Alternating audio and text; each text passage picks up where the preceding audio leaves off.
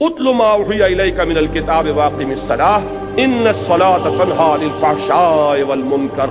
یقیناً نماز روکتی ہے فحشاء سے اور منکر سے۔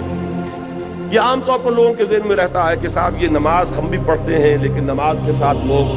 420 بھی کرتے ہیں، نماز بھی پڑھتے ہیں جھوٹ بھی بولتے ہیں، نماز بھی پڑھتے ہیں بلیک مارکیٹنگ بھی کرتے ہیں، نماز بھی پڑھتے ہیں یہ بھی کرتے ہیں۔ یہ ہے ہمارے معاشرے کا اور نوجوان نسل میں جو ابا اور جو بغاوت پیدا ہوئی ہے دین سے، میں بربرا یہ کہتا ہوں کہ یہ ان مذہبی لوگوں کا رد عمل بھی ہے جنہیں وہ اپنی آنکھوں سے دیکھتے ہیں کہ ہمارے ابا جان نماز میں تو بڑے پکے ہیں لیکن اتنے ہی پکے جو ہیں وہ دکان پر جھوٹ بولنے میں بھی۔ ظاہر بات ہے کہ بیٹے سے تو چھپی ہوئی بات نہیں ہے، آپ کسی سے چھپا لیں گے، آپ کی بیوی سے تو آپ کی کمزوریاں جو ہیں وہ چھپی ہوئی نہیں ہے، آپ کے گھر والوں سے، آپ کی اولاد سے تو چھپی ہوئی نہیں ہے کہ نماز میں بھی پڑے پکے ہیں، جھوٹ بولنے میں بھی پکے ہیں۔ ظاہر بات ہے کہ اس کا تو اس کی طبیعت، نوجوان جو ہے اس کا معاملہ یہ ہوتا ہے کہ وہ ان چیزوں پر غور کرتا ہے، چاہے اگر سعادت مند ہے آپ کے سامنے بولتا نہیں لیکن آپ کو دیکھ تو رہا ہے، اس کا ایک اثر وہ قبول کرتا ہے اور وہ سمجھتا ہے کہ نماز بیکار ہے، فائدہ کیا اس کا؟ اگر نماز کے ساتھ یہ بھی ہے، اگر نماز کے ساتھ سنگ دلی بھی ہے، ایک غریب آدمی کو دیکھ کر آپ کا دل نہیں پسیجا، نوجوان جو ہے اس کا بھی تاثر قبول کرتا ہے کہ ہمارے ابا جان کے پاس کتنی کچھ دولت ہے اور اس نے اپنے ایک دکان کے ملازم کے ساتھ کیا سلوک کیا، اس کی بیوی بیمار تھی،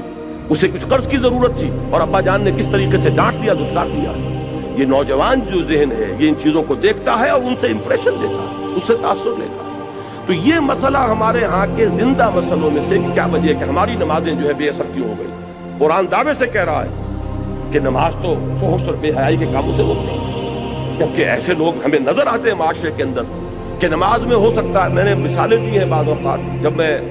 اپنی MBBS سے فارغ ہو کر تازہ گیا تھا منگومری جو اب سائی وال کہلاتا ہے، میں نے وہاں 2 اشخاص کو دیکھا، ایک وہاں حاجی بلیکیا کے نام سے مشہور تھا، اس کی یہ داڑھی تھی لمبی، اور نہ صرف یہ کہ نماز میں 100% بلکہ وہ خاصا آسودہ حال کھاتا پیتا آدمی تھا، اس کے پاس ڈپو تھے اور ڈپو ہی میں بلیک ہوتی تھی، تو وہ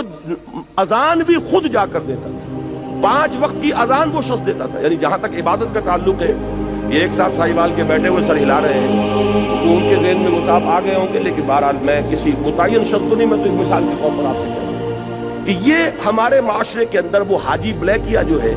وہ نوجوان نسل پر اپنے اس دین کا کیا اثر قائم کر رہا ہے، اور اس کے ساتھ ہی بالکل پیرلل ایک حاجی رشوت تھے وہاں، وہ انکم ٹیکس کے اندر وہ انسپیکٹر تھے، ان کی بھی داڑھی بہت طویل اور نماز بھی بہت طویل، لیکن وہ خوب رشوت لیتے تھے خود بھی اور رشوتیں دلواتے تھے مسجدوں کو، جا کے جب وہ کسی پارٹی کا گلا دباتے تھے تو اپنے لیے بھی کچھ لیتے تھے اور اللہ کو نہیں بھولتے تھے، اللہ کے گھر کے لیے بھی چندے لے لیتے تھے۔ یہ ہے ہمارے ہاں کی وہ دینداری کہ جس کی وجہ سے واقعہ یہ ہے کہ نوجوان نسل میں اگر دین سے دوری ہوئی ہے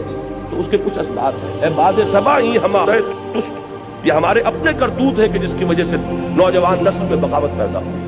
وہ کیوں ہے؟ وہ اسی وجہ سے ہے کہ یہ نماز رہ گئی رسم اذان، روح بلالی نہ رہی، پوری زندگی کے ساتھ اس کی کوئی کوآرڈینیشن نہیں ہے، اس کی کوئی مطابقت نہیں ہے، زندگی میں جو کچھ امنگیں ہیں، ارادے ہیں، جو ویلیوز ہیں، ویلیوز ان لائف، اس کا اس نماز کے ساتھ کوئی تعلق نہیں رہا۔ یہ ایک اپینڈکس ہے، یہ ایک ضمیمے کی حیثیت سے انسان کی زندگی کے اندر علیحدہ جڑی ہوئی شے ہے، اس کا اس کے اصل سیرت سے، اصل کردار سے کوئی تعلق۔ یہ وجہ ہے کہ یہ نماز وہ نماز نہیں ہے۔ ہمارا یہ حج 30 لاکھ افراد حج کر رہے ہوں، لیکن یہ کہ کوئی دنیا میں اس کا اثر، ہمارے ہاں سے اگر 1 لاکھ افراد حج کر کے آئے تو کوئی 1% دیانتداری معاشرے میں ہر سال اگر بڑھے اس 30 یا 1 لاکھ افراد کے حج کرنے سے، تو آج 25 سال اور 40 سال 40واں شروع ہو چکا ہے، 40% تو ہمارے ہاں دیانتداری بڑھتی اور بددیانتی گھٹتی، لیکن نہیں، معلوم ہوتا ہے کہ وہ جو کچھ ہے وہ سب ہے، نماز و روزہ و قربانی و حج یہ سب باقی ہے، تو باقی نہیں ہے، وہ بیچ میں جو روح ہے وہ نکل چکی ہے، اب یہ ریچولز کی شکلیں اختیار کر چکے ہیں یہ اعمال، یہ وجہ ہے، ورنہ واقعہ یہ ہے کہ بندہ مومن کے لیے سب سے بڑی تلوار وہ یہ نماز ہے، اللہ کے ساتھ تعلق قائم کرنے والی سب سے بڑی چیز نماز ہے۔